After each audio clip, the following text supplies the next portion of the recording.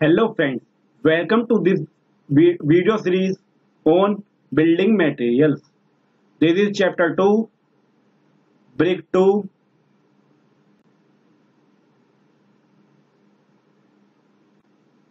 In this video, we are generally discussing classification of bricks based on different aspects like first class brick, second class brick, third class brick and fourth class brick. Properties of good brick earth and different types of questions which are generally asked in your examination. So now we shall start. Firstly brick.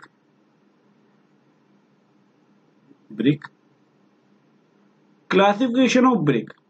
अगर हम classification of brick की बात करते हैं, सबसे पहले हम बात करते हैं फर्स्ट क्लास ब्रिक की. फर्स्ट क्लास ब्रिक के केस में water absorption should not be more than 20% of its dry weight. मतलब जैसे हम ब्रिक के लिए वाटर एब्जॉर्प्शन टेस्ट करते हैं, उस केस में जो हमारी जैसे 16 आवर्स के लिए हम ब्रिक्स को जैसे जो 16 आवर्स के लिए ब्रिक्स को हम वाटर में डालते हैं, तो उस केस में जो फर्स्ट क्लास ब्रिक होगी वो वाटर एब्जॉर्ब नहीं करेगी 20% ऑफ इट्स ड्राई वेट से ज्यादा. तो उस ब्रिक को हम कह सकते हैं कि ये जो ब्रिक है ये है हमारी फर्स्ट क्लास ब्रिक. ओके, ये हो गई इसकी पहली प्रॉपर्टी फर्स्ट क्लास ब्रिक की. अब हम बात करते हैं कि क्रशिंग स्ट्रेंथ. जब हम क्रशिंग स्ट्रेंथ टेस्ट कर रहे होंगे, उस केस में अगर क्रशिंग स्ट्रेंथ का वैल्यू 10.5 न्यूटन पर मिलीमीटर स्क्वायर से ज्यादा आ जाता है, से बड़ा आ जाता है, तो उस केस में हम करेंगे this is first class brick. उसके बाद एग्जामिनेशन में डायरेक्टली ये क्वेश्चन पूछा जाता है कि भाई water absorption should not be more than 20% of it dry weight, तो कहेंगे मुझे फर्स्ट क्लास ब्रिक. अब ये पूछ सकता है फर्स्ट क्लास ब्रिक के लिए क्रशिंग स्ट्रेंथ कितने से ज्यादा होना चाहिए, 10.5 से ज्यादा होना चाहिए. या फिर ये पूछ सकता है आपसे क्वेश्चन कि क्रशिंग स्ट्रेंथ क्या होगी फर्स्ट क्लास ब्रिक के केस में, वो होगी 10.5 न्यूटन पर मिलीमीटर स्क्वायर, इक्वल टू भी है ना, तो 10.5 न्यूटन पर मिलीमीटर स्क्वायर या उससे बड़ा जो भी वैल्यू होगा वो होगा हमारा फर्स्ट क्लास ब्रिक के केस में. उसके बाद हम बात करते हैं अपना second class brick. Second class brick में water absorption should not be more than 22% of it dry weight. जो भी सेकंड क्लास ब्रिक होगी वो 22% ऑफ ड्राई वेट से ज्यादा वाटर एब्जॉर्प्शन नहीं करेगी, वाटर एब्जॉर्ब नहीं करेगी. ओके, तो उस ब्रिक को हम कह सकते हैं कि वो होगी हमारी सेकंड क्लास ब्रिक. और क्रशिंग स्ट्रेंथ जो होगी उस ब्रिक की वो बड़ी होनी चाहिए 7 न्यूटन पर मिलीमीटर स्क्वायर से, तो उस केस में हम उस ब्रिक को कहेंगे second class brick. After that अब हम बात करते हैं अपनी थर्ड क्लास ब्रिक की. Water absorption should not be more than 25% of it dry weight. पहले में क्या था फर्स्ट क्लास में 22%, इसमें 20%, इसमें 22%, इसमें हो जाता है 25% of it dry weight. Okay, उसके बाद क्रशिंग स्ट्रेंथ जो होती है, क्रशिंग स्ट्रेंथ ज्यादा होनी चाहिए 3.5 न्यूटन पर मिलीमीटर स्क्वायर से फॉर थर्ड क्लास ब्रिक. और एक होता है हमारा fourth class brick. Fourth class brick जो होता है वो होता है हमारा कच्चा ब्रिक या अनबर्न्ड ब्रिक, जो ठीक ठाक से पका हुआ ना हो किलन में, तो उस ब्रिक को हम कहते हैं फोर्थ क्लास ब्रिक. वो उस तरीके का ब्रिक जनरली टेम्परेरी वर्क के लिए यूज होता है. तो एग्जामिनेशन पॉइंट ऑफ व्यू से ये 6 के 6 पॉइंट इंपोर्टेंट है. ज्यादा फर्स्ट क्लास ब्रिक के बारे में पूछता है, लेकिन पूछ सकता है कि भाई क्रशिंग स्ट्रेंथ बता लीजिए, ये 6 के 6 पॉइंट बहुत इंपोर्टेंट है ब्रिक के केस में. फोर क्लासिफिकेशन ऑफ ब्रिक के केस में इन पे क्वेश्चन ज्यादातर आता ही है. Please remember all these points for examination. उसके बाद अब हम डिस्कस करते हैं इसी थर्ड क्लास ब्रिक का ये पार्ट है। एक तरीके से the burnt clay brick having compressive strength more than 40%। अब मान लो कोई बंट क्ले ब्रिक है, उसकी कंप्रेसिव स्ट्रेंथ 40 न्यूटन पर मीटर से स्क्वायर ज्यादा है, तो उस केस में उसे कहेंगे, उस तरह के ब्रिक को हैवी ड्यूटी ब्रिक। क्या कहेंगे? Heavy duty brick. उस ब्रिक को हम कहेंगे heavy duty brick. And water absorption of this brick limited to 5%।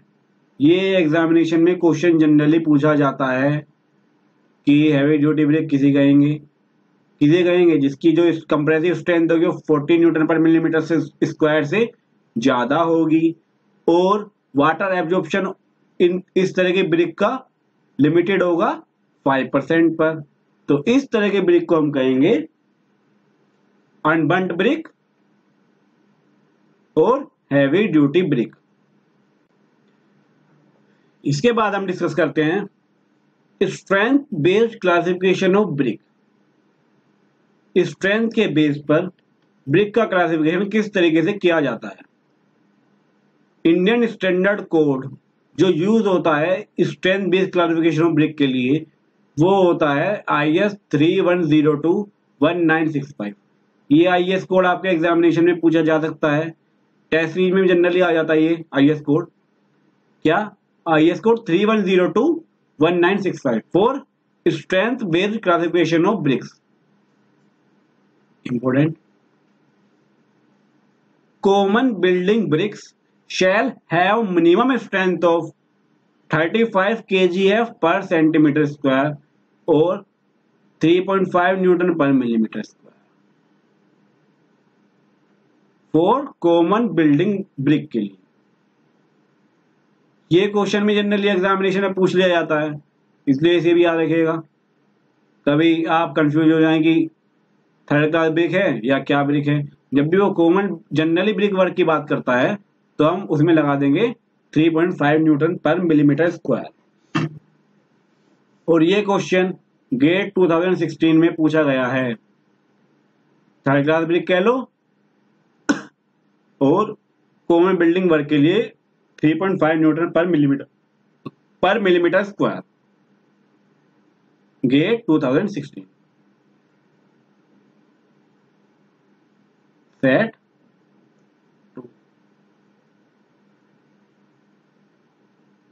1 marks.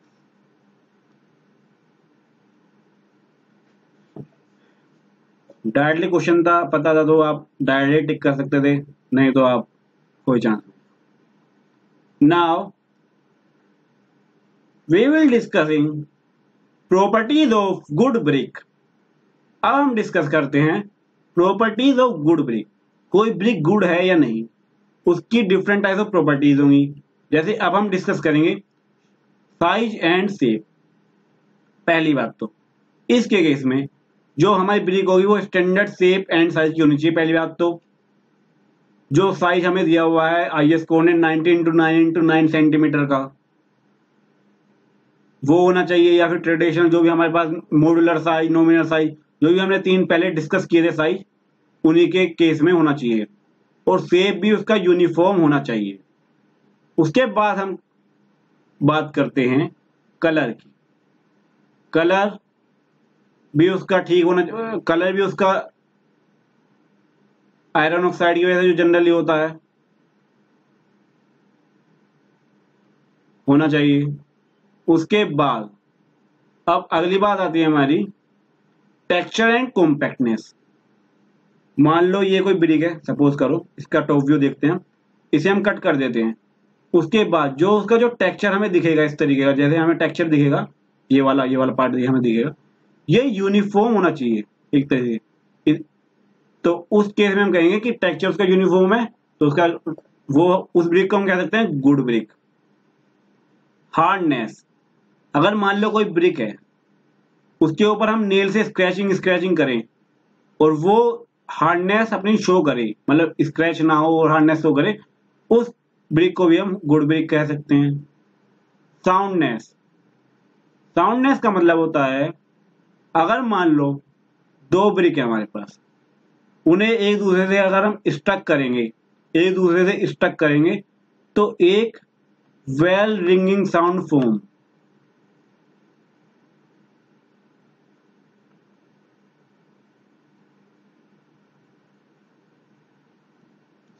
तो ये होगा हमारा soundness property of good brick.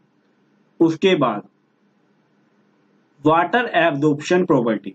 Water absorption property जैसे हम पीछे क्लासिफाई कर चुके हैं कि first class, second class, third class. तो उस तरह की ब्रिक के लिए water absorption 20% of its dry weight से ज्यादा नहीं होना चाहिए for good brick. Water absorption नहीं होना चाहिए 20% ऑफ इट्स ड्राई वेट।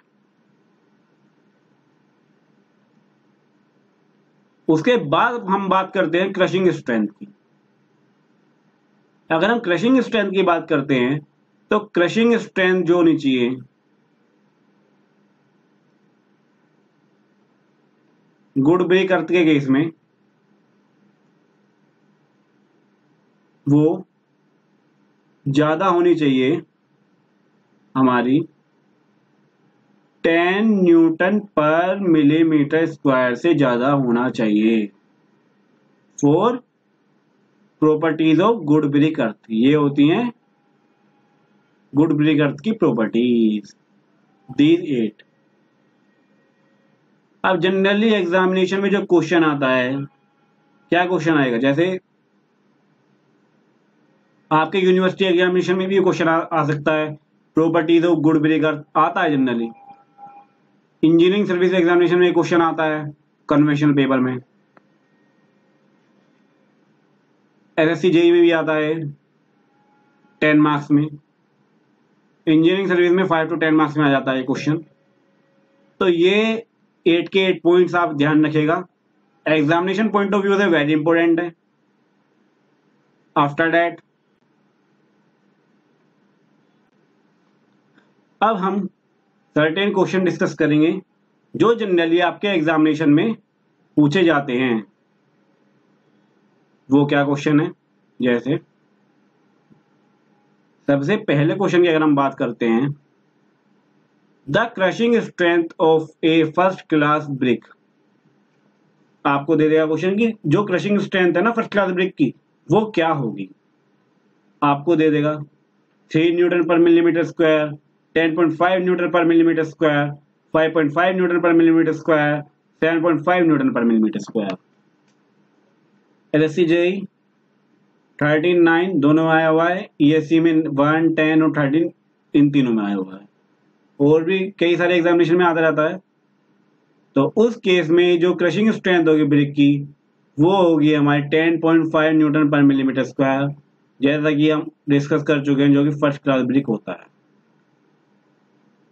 और water absorption 20% of it dry weight से ज्यादा नहीं होना चाहिए फॉर फर्स्ट क्लास ब्रिक।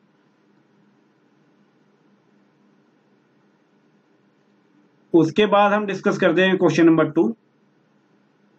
इस क्वेश्चन में क्या कहता है,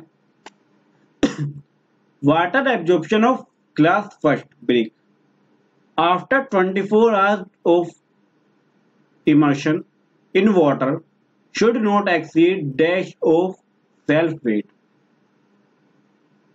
ये हम पहले डिस्कस कर चुके हैं। फर्स्ट क्लास ब्रिक की वो बात कर रहा है 24 आवर का ड्यूरेशन। तो उस केस में अब हम क्या करेंगे, वाटर एब्जॉर्प्शन कितने से ज्यादा नहीं होना चाहिए, 20% फर्स्ट क्लास के लिए, 22.5% या 22% सेकंड क्लास के लिए, and 25% for third class brick के लिए।